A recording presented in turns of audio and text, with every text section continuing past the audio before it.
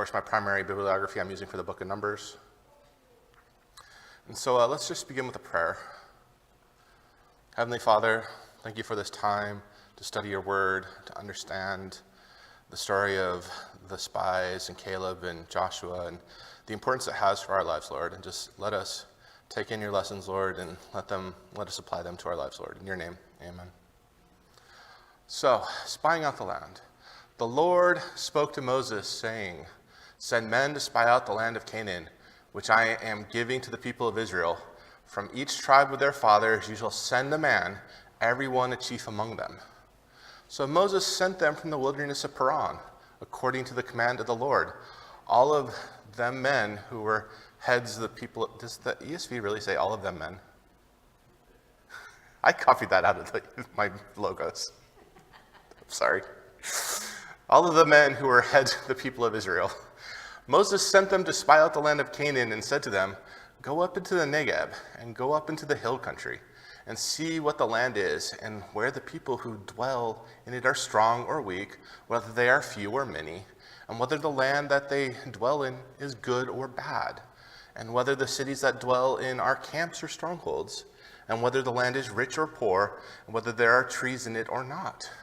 Be of good courage and bring some of the fruit of the land." Now the time was the season of the first ripe grapes. So they left Sinai on the 16th day of the second month, I believe. And now this is the time of the grape harvest. And I looked on a calendar. This would be between the end of the 5th month and the start of the 6th month. So that's like July, August is where we are now. So we're about 3 months since they left Sinai. So they've been moving north, right? I have a map here. So they were down here. This is probably where the Miriam-Aaron rebellion happened. And so they've been working their way north the last 3 months to here. This is where they're going to station for sending the spies in a place called Kadesh Barnea, which is has the best source of water in the area. So it's a good place to camp. Bedouins have historically camped there. I think they probably still do to this day, since there's still Bedouins that wander around in the desert. These are the spies. I highlighted, our 2 that are important, but the other 10, their names were remembered for what they did. So I just want to talk about, this is where we actually find out what Joshua's real name is, or his birth name, I should say, which is Hoshea, right? And I've got the Hebrew up here because it was really interesting. As you notice, the Hebrew of Hoshea and Joshua are nearly identical, except for the first letter, and of course Hebrew is written backwards from English. So the first letter is here. That's a yod, right? That's right. So Hoshea went from meaning salvation to Moses adding the Yah at the beginning of his name and changing one of the vowels in the middle of the name.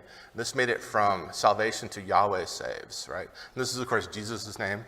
So Jesus means Yahweh saves, right? And Joshua, of course, is going to be the future leader of, the Israelites. He's going to lead them into the conquest. He's going to lead them into the promised land, just like Jesus is going to lead us into the promised land, right? This is biblical typology here.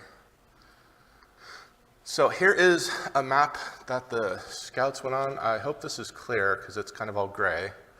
So they're down here, and they're going to go all the way up to here. This is Damascus, right? So this is Syria. This is way far north, right? That they go.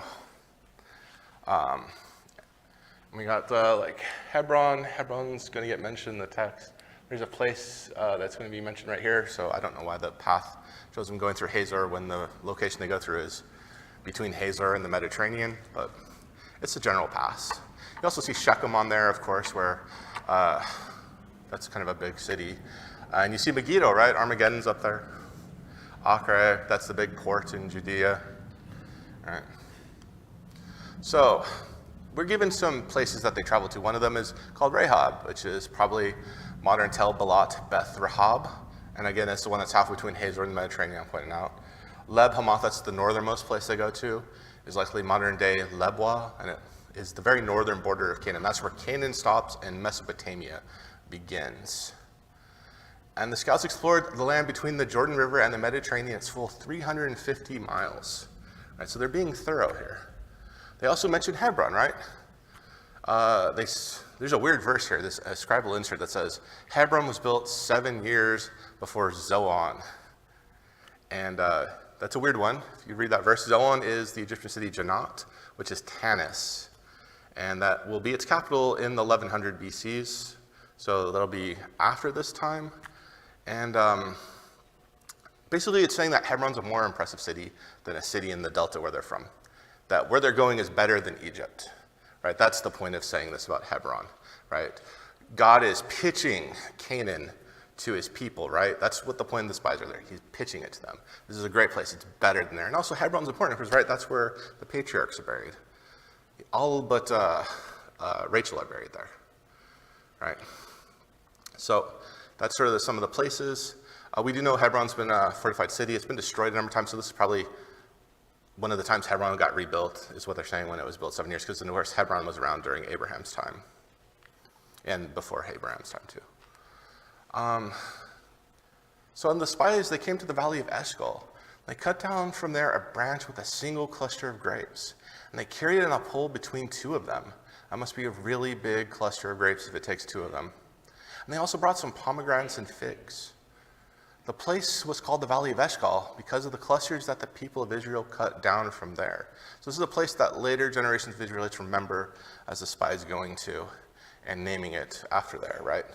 We're not quite sure where it is. There's a lot of wadis, those are canyons around Hebron. And there's one near it that's called Ramat al-Amalah that is actually very famous for its grape production. So it very well might be the Valley of Eshcol, or it could be a different one in the area. So as the spies traveled, it appears the Israelites moved north to Kadesh Barnea, which is most likely a place called Ana el Qadir. It's about 50 miles south of Beersheba. It has abundant water. It's been a stopping place for Bedouins. We have found pottery dating back to the Exodus period at this place. But it's not a place that's been really excavated well, and it's also in a tidal floodplain, so a lot of evidence does get washed away. But it is going to be the main place the Israelites are going to camp for the next 40 years, Kadesh Barnea.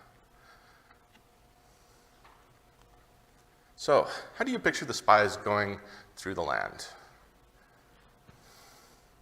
Just having some fun today.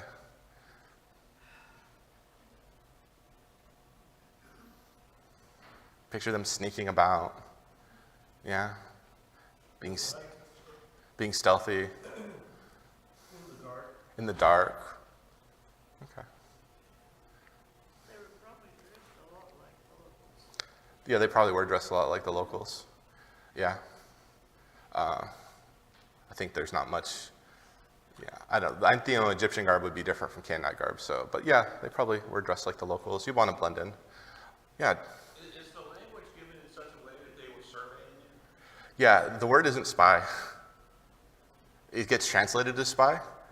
But it's actually to search out or explore, to reconnoiter. They're on a scouting mission, not necessarily a spying mission. But that's how it gets translated. You saw the ESV translated it that way. Numbers 10:33 uses the same word, and the Ark of the Covenant of the Lord went before them 3 days to seek out a resting place from, not to spy out a resting place, to seek out a resting place.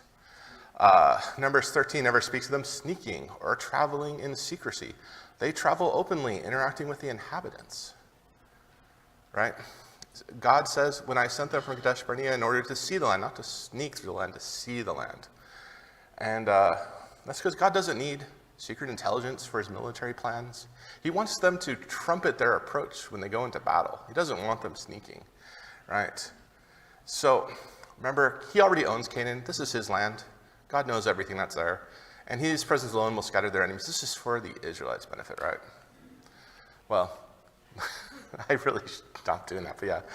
But, I think that's why God sent them, right, for the Israelites' benefits. But if anyone else has any alternate explanations or theories or anything, or we can just ask some questions about this passage.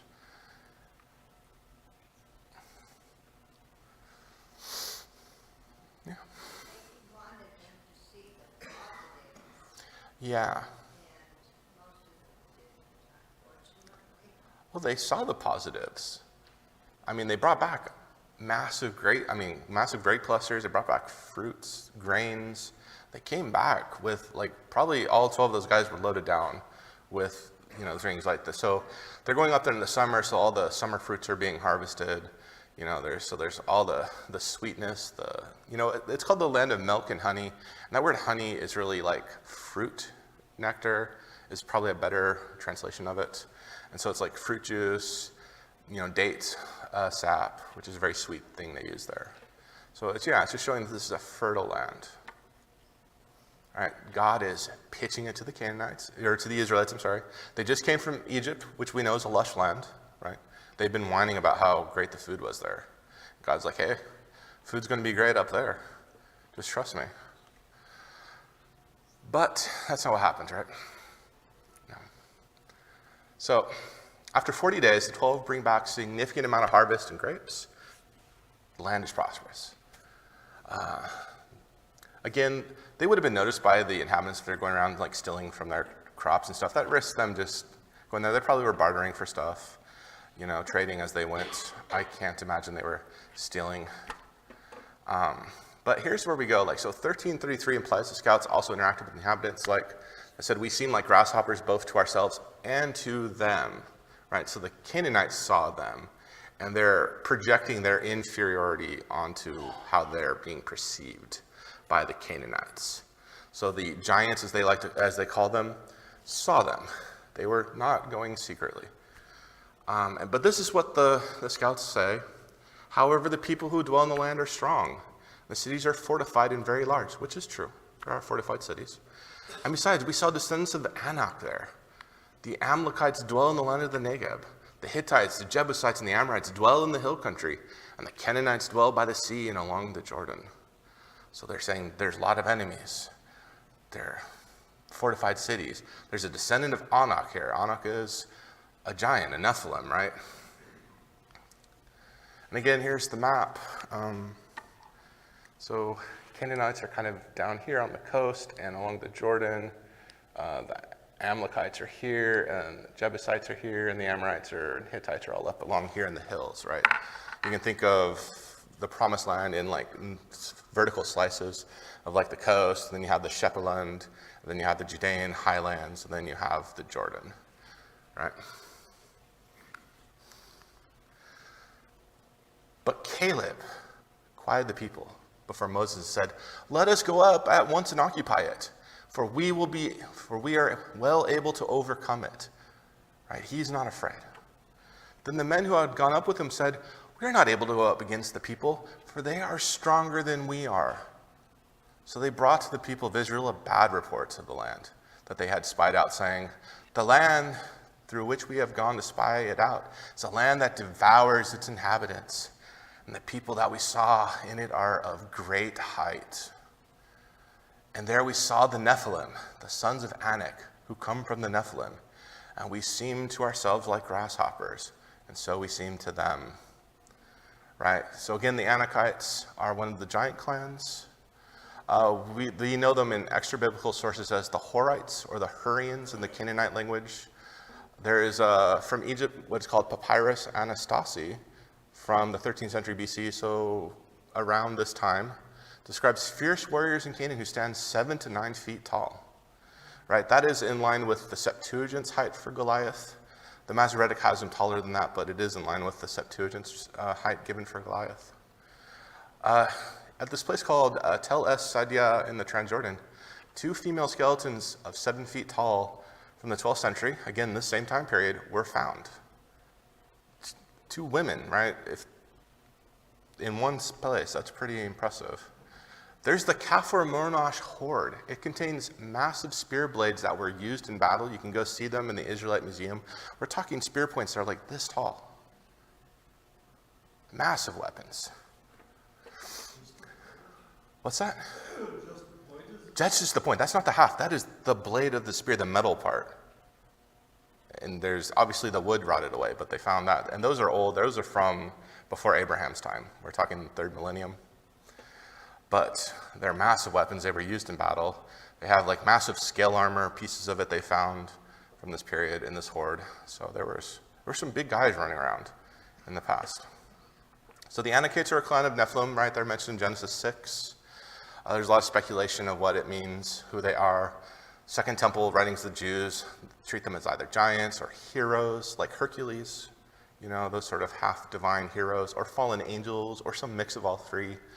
And there is some in the Bible seems to go with like the mighty heroes, like Nimrod is this mighty man, right? Anak is a mighty man. We are going to meet Og of Bashan here in the end of Numbers, and his bed is like 10 feet tall, right? So there's some big guys out there. Goliath, of course, he's 7 to 9 feet tall, depending on which translation you're using. So we have those. They're scaring them, right? And the Amalekites, who are also mentioned, they're descendants of Esau in Genesis 36:15. So they're an Esau clan that has settled in the Negev, and they're kind of in the way. Hittites come from Asia Minor, but they may not be really related to the same group of Hittites in Canaan. So they'll have Semitic names that were getting mentioned in the Bible. Or maybe they just, gone native, as it were, instead of the sort of Indo-European names you get from the Hittites, who are, of course, a European race, not a Semitic race. The Jebusites, of course, live around Jerusalem, and we know nothing of them outside the Bible, just that they lived around Jerusalem. The Amorites we do know quite a bit about. They're also called the Amura or the Martu in extra biblical sources, and they're a nomadic people that came down from Syria. And lastly, the Canaanites, or what they called themselves the Kenanu, occupy the fortified cities of Canaan. They're the principal people of the land that they're going to go up against, but there's also these other groups in the area that they have to worry about. So we have any questions about these groups or these people or the Nephilim? Killing these Nephilim seems to be one of the goals of the conquest and the Israelites' mission in the land. If you read, David's hunting down the last of them, right? So now we come to Numbers 14, cowardice.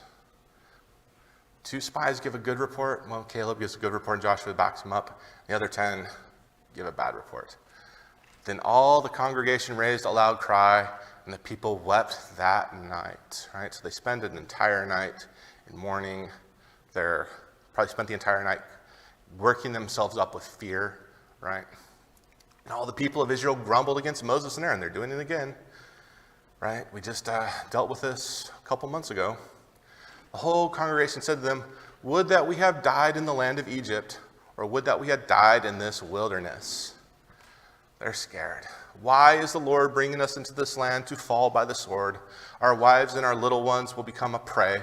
Would it not be better for us to go back to Egypt?" And so they said to one another, "Let us choose a leader and go back to Egypt." This is rebellion now, right? They're breaking their covenant with God. They're going back to bondage. They'd rather go back to bondage than, fight giants. He was testing their faith in what he had told them. He's been testing their faith, as God's going to say. Moses and Aaron fell on their face before the assembly of the congregation. They're begging them not to do this, right? That's what they're doing. They're throwing themselves down at the feet of the people. It's not enough. Joshua and Caleb, primarily Caleb, plead with the congregation. They speak of the land's fertility. They beg them not to rebel against Yahweh and tear their clothes, mourning what will happen to their brethren if they break the covenant. Israel's grumblings have turned to complaining. Now it's open rebellion. They are about to stone Joshua, Caleb, Aaron, and Moses. They are about to kill God's chosen high priest and leader. They are fully breaking the covenant now, and God acts. The glory of Yahweh appears before them, right? The pillar of smoke comes down. I'm sure there's some thunderous sounds, right? It stops the Israelites in their tracks. And the Lord said to Moses, "How long will this people despise me? And how long will they not believe in me, in spite of all the signs that I have done among them? I will strike them with the pestilence and disinherit them. I will make of you a nation greater and mightier than they." This is the second time God has threatened to just wipe out the Israelites and start over with Moses. And Moses can be the new Abraham. He's given a second chance at this. Right? The first time, he just started being the leader the Israelites. Now he's gone through even more complaints from them. He's said, God, why didn't you just kill me so I don't have to deal with these guys, right? This is Moses' chance. Moses begs for mercy and forgiveness for his people still. He says the word of what God did in Egypt to save Israel has spread. So what will the people say when God kills the people he saved? Right? God's point in doing the Exodus was for his name to be recognized. It's one of the goals God has there. Right? We see this in Rahab, right? She has heard of what happened and she believes. And there's probably other people too. They just didn't get recorded, right? So the Lord says he has tested Israel 10 times, and we've seen quite a number of this. There's a lot of debate over exactly what the 10 times are. There's probably some that didn't get recorded. But despite witnessing his glory and signs, they have not obeyed God's voice. Right? This is the final straw. Their sin is so great, it harms the land. Right? We talked about this in the temple system. It cannot cleanse sins that stain the land. This is one of the three great ones. They're blaspheming, right? They're basically wanting to go worship another god because they want to go back to Egypt, which is saying, we're abandoning you, God. We're going back to the false idols of Egypt, right? So verse 35, I, the Lord, have spoken. Surely this will I do to all this wicked congregation who are gathered together against me. In this wilderness they shall come to a full end, and there they shall die. So he's not going to kill them today, but none of them are going to go see the promised land. They're going to spend the rest of their lives wandering in the wilderness, except for Caleb and Joshua. Those two have a different spirit and follow the Lord fully, right? And the Lord says it'll take 40 years for you all to die, because it took the scouts 40 days. So one day of the scouts is 1 year punishment for them. That's how this works. The children Israel claimed would be killed by the Canaanites, right? That's their excuse, like our children are going to get captured and killed, our wives are going to die. Well, now they're going to be shepherds for 40 years in the wilderness because of their parents' sin. They're going to suffer for their parents' bad decision. The other 10 scouts who whipped up the congregation grumbling are killed by a plague, right? God, you lied, you're the source of this problem, right? You're done. The rest of you, you're going to get maybe the full 40 years, probably not, but you're going to have a chance to find redemption for yourself, to live longer, see your children grow up. It is a mercy, right? Just, they don't get the full benefits of the covenant. So what did the men of Israel do? They're like, ooh, you ever messed up? Like, I was supposed to do something, I messed up really bad, and you're like, if I just do it now, that'll make it better. That seems to be what they do. They decided to invade Canaan. Like, oh, we should just go do it, right? Let's try to placate God. So they plan to march up into the hill country, just straight north from Kadesh Barnea. Moses warns them not to go, because God is not with them. He has said you're not going to get to see the promised land. They are going to lose. But they ignore Moses and want to make things right their way. Right? So they march without him or the ark. They meet the Anakites in battle. They are routed and pursued back to a place called Hormah, which means destruction. So it sounds like a lot of people probably died. We're starting to get that winnowing process down, right? So this is probably a place called Tel Moses, which is located about 7.5 miles east of Beersheba. So they got close to Beersheba, and then that's where they fought, and then they fled and were hunted down. And that's kind of how ancient battles went. You didn't really kill a lot in the press. It was when an army broke and they ran, that's when they suffer the mass casualties, because they get cut down by chariots and horses and stuff like that. So it's not like how we do battles, right? So, see this? Israel could have launched the conquest 40 years earlier. They could have been in the promised land 40 years earlier. As Caleb says, Yahweh is with us. Why wasn't that enough? They'd seen the signs. They had the manna from heaven. They just have the pillar of fire. Why wasn't that enough? Right? You're smiling, Betty. Well, anytime people start ranting, if they love Jesus, and when the ranting started, they would say crucify. Yeah. And you get that a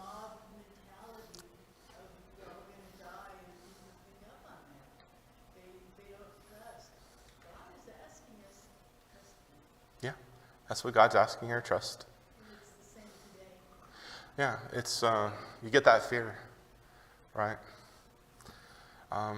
People have had miracles in their life and still they forget, What has he done for me lately? What has God done for me lately? Does anyone know the rapper? What's his name? I'm blanking on his name. He's a black guy. He got really into Christianity about right before COVID. He was married to Kim Kardashian. I'm blanking on his name, but he became a Christian. And he was really devoted to it.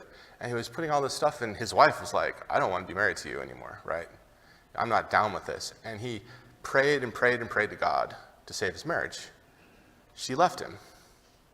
And when she left him, he felt betrayed by God. And then he started calling himself God and abandoned Christianity. Because although he felt like God called him, when God didn't answer this immediate prayer, he didn't give him what he wanted. He abandoned God. Kanye West, there's the name I'm blanking on. But we're talking about a day. Right. In between some of these things that happen. They'll have, a whole lot of toil. And then we'll hear the next verse, it'll say, and the next day. Yeah. There's a lot of verses in Exodus and Numbers, and it'll say, and the next day. And the next day. The same thing with Elijah. And the next day, Jezebel grabbed him. Right. This isn't about the length of time and him forgetting. It's about his faith just being through the floor. Yeah. Yeah, that's a good point, yeah. Because it's always the next day.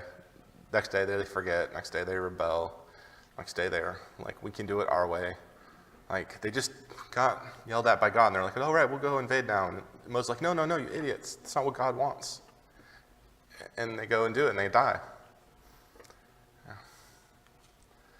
So, when you trust and fear God, you no longer fear people, yes. How many times has God not answered your prayers that we prayed, and it turned out to be he had something better in mind?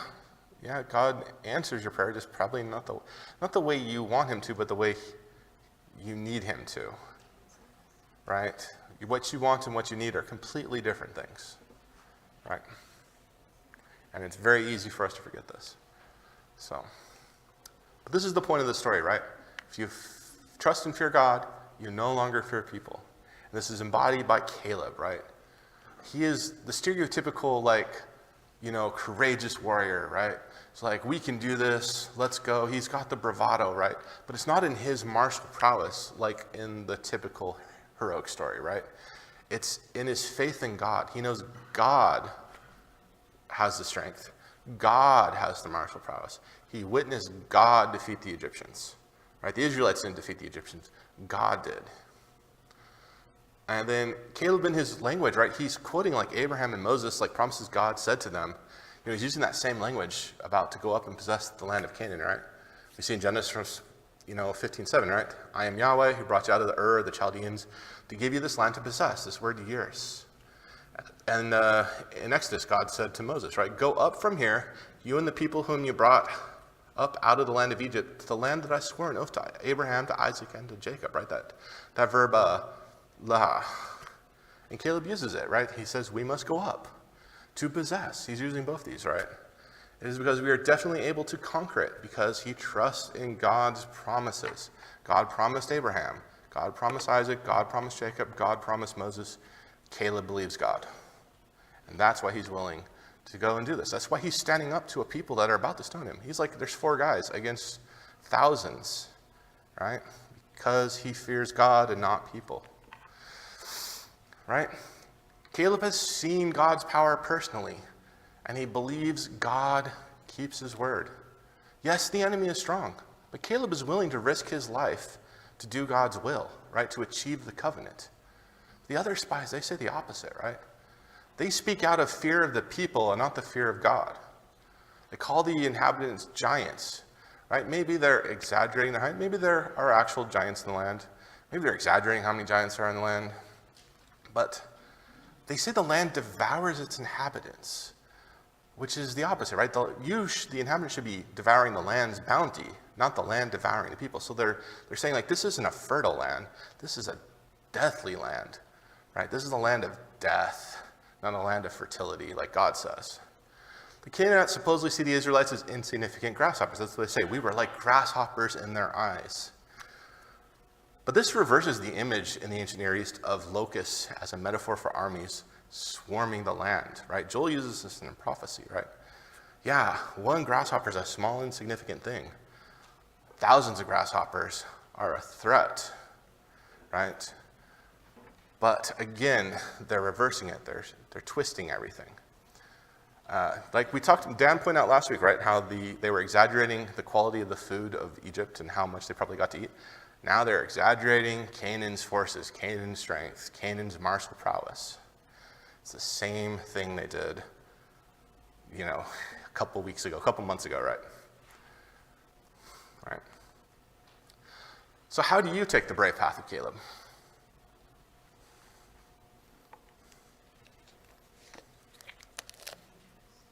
Trust.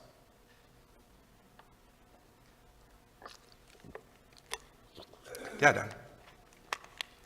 For us in the business world of the early 21st century, we find times where the business world itself pits profits versus integrity.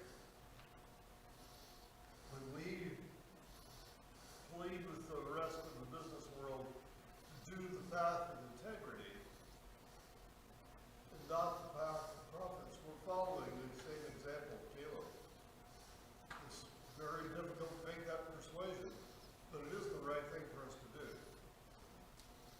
Yeah, so Dan's talking in the business world, there's the tension between being in a company of integrity and making a profit. And you can make more profit sometimes if you don't have much integrity, right? And so sometimes you want to have that integrity. Produce a product that doesn't, have a chance of killing people through failure, right? And that means less profit, and that's a tension, and that's one way. Yeah, that's one way to be brave. Yeah, Kenny. This isn't the Garden of Eden for sin, and it isn't heaven. Yeah. We're going to face these challenges. These are given to us in such a way that we have to stay with God, regardless of what is around us, regardless of what is being presented to us, how we're being tested, where we're at in our life. If it was all simply good, that's heaven. It was all simply good. That's the Garden of Eden before sin. And during this time, I simply say that in your moments of challenge, in your moments of strife, we have to find a way, the path, to stay with God in the middle of that. Yeah. Kenny's point is that this is not heaven. This is not the garden. This is not a place that's only good, right? We have to navigate a broken world, and we have to stay on God's path, right? And that's a challenge, right? We're going to be tested. The Israelites were tested. 10 times God said he tested them. 10 times he gave them chances, and they grumbled and complained and whined and now worship a false idol. They rebelled, right? And God forgave them. I mean, he does forgive them. He does show them mercy. He just says there's going to be consequences for it, right? There's consequences for not following God's path, even if God forgives you, right? Yeah. Any other comments? Kind of think of, like in the case of Caleb, he obviously stood up for what was right, but the Israelite people basically declined the challenge that was in front of them, even with Caleb's encouragement. I think of Shadrach, Meshach, and Abednego actually were able to accept the challenge that was put before them, and they basically kind of said the same thing. It's like, we're gonna follow God, and he's able to save us. And even if he doesn't save us, they also understand the fact that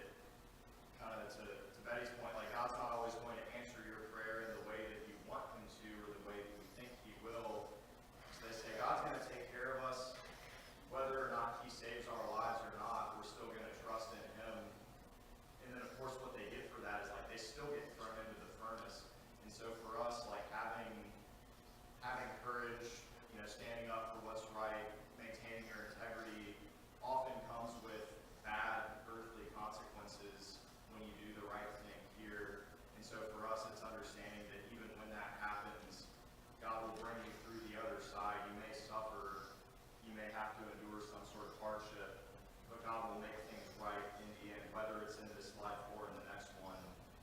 Things are ultimately going to be okay with Him, but sometimes that still means that you suffer, you pay a penalty here on earth. Yeah, doing the right thing can also lead to your suffering, because there are evil people in the world that aren't happy that you did the right thing. Right? Caleb, Joshua could very well have been stoned to death. God did not have to come down and save them. He did, but they didn't know that was going to happen. Right? It's not like God said, "Hey, just be cool, stand up to them. I'm going to have your back." That's not what God did. They did it, and God responded. Right? Same with Shadrach, Meshach, and Abednego, as Dave pointed out. Right? They had the fiery furnace, and they're like, "No, Nebuchadnezzar, we're not going to bow down to your false idol. You can throw us in the furnace, and God will save us, or maybe He won't, and that's fine because we're still, following Him, right? And maybe our deaths, God is going to, honor that. God's going to reward that. Either way, God's going to take care of them. God's going to take care of us. Yes. I think it's important for us to see that trust in an afterlife for all of these. There's no way that this would pay out in this life, but an afterlife would make this work. They're trusting in that hundreds of years before there was any Babylonian captivity. This isn't a foreign idea for Israel. Yeah. So you're talking about Caleb and Joshua, right? Yeah, okay. Yeah, they're trusting in the fact that there is going to be a reward, that there is an afterlife. You read this in the Psalms, right? I know you're going to save me from Sheol. I know you're going to draw me out of the depths, right? These are all metaphors for being rescued after you pass, right? This is the sort of faith that people have. This is how you stand up, to a mob picking up stones to beat you to death. How you face the fire, right? And Sydney and I were just thinking about Daniel and Stephen, and I think Stephen is a great example. Yeah. That Dave was talking about. He's an example of, following until death. Yeah, he followed until death. They raised the stones, and God did not save Stephen. Right? Well, He saved him in a different way, I should say. That's a better way to say it. But Stephen was an example to us, right? Sometimes your death will help someone else. You don't know. Yeah. What did he see? He saw heaven. He saw a vision of heaven. He saw a vision of Christ. He saw heaven, he saw Christ, and Christ was standing. This is a statement of honor for Stephen. Okay. Christ is not sitting on the throne watching this. He's standing to honor Stephen's sacrifice. Now, if I had to pick a place to be honored, heaven is the right one. Okay. This is a tremendous honor. Yeah, so Dan pointed out, Stephen saw a vision of heaven and Jesus standing, and Dan's pointing out that Jesus is not on his throne. He's standing up to honor Stephen's sacrifice, right? And I didn't know that. We must remember that God fulfills His promises through His people, right? He works through His people. He's always worked through His people. That's why He created us, right? He created us so He can have a relationship with us, right? Today, God uses Christians, right, to be His light in the world, right? Paul writes about this in 2 Corinthians, in those verses there. And Jesus Himself said, right, in Matthew 10:28, "And do not fear those who kill the body, but cannot kill the soul. Rather, fear Him who can destroy both soul and body in hell." Right? So, that's Jesus' words to us on this matter. Do we have any other comments? We got one more slide on chapter 15, but. All right. So then we have chapter 15. It's a refresher course. You're probably reading this. You're like, oh, all this drama. And then you're like, sacrificial laws? Why are we having a refresher course on sacrificial laws after all that? And then you get to the next chapter and it's more drama. It's more rebellion, right? Why is this here? Well, the people need to be reminded about the covenant and what God expects of them after their rebellion, right? The passage ends focusing on anyone who sins intentionally with a high hand, blasphemes against God because they despise His word. An important reminder after what just happened, right? They blasphemed against God by picking up stones and wanting to stone his chosen prophets and high priest, and by wanting to run back to Egypt. Israel has sinned intentionally. There's no sacrifice that can make this right. It has harmed the land. That's why they don't get to go into the land. But everyone under 20, right? And that's the cutoff, 20. It seems to be adulthood for ancient Israel. They do, because the children were innocent, right? It's not their fault their parents made this decision. And then we get a pericope, which is a little short story aside. That's where the word pericope means. Of a man collecting firewood on the Sabbath. He's brought to Moses and Aaron. God instructs them to stone him to death outside the camp, right? We're finally told, like, what's the punishment if you break the Sabbath? This is the punishment. This is, again, an object lesson to impart the seriousness of Israel's covenant and responsibilities. That's why it's put here where it is. We just had a major rebellion. Now we're putting in the text to remind people what God expects of them. And then lastly, they're to wear tassels on the hem of their clothes to remind them of covenant with God, and not to whore after their own desires. Right? Again, it's a reminder after what they just did. You know, these are like wearing, like, what would Jesus do bracelets. That's what the tassels are. Right? And that is all we're going to cover. We're going to cover 16 through 20 next week. If you have any final comments, we got a minute. Yes, Dan. Those tassels were woven in such a way as to convey the letters of the name of God. Were they? In the shape of the tassel. Okay, so Dan says the way their tassels are woven has the name of God written in them. Is that from Jewish, like, rabbinical sources? I'm not surprised. Yeah, okay. That's cool. Any other comments? Well, then let's go to the Lord in prayer. Heavenly Father, thank you for this time to get to discuss your word. Give us all the courage of Caleb to stand up for what's right, to stand up for your way, Lord, and not the world's way, Lord. And just let us remember that if we fear you, we don't have to fear man. Lord, that even if we suffer in this life, we'll be rewarded in the next, Lord. And just be with us, comfort us. In your name, amen.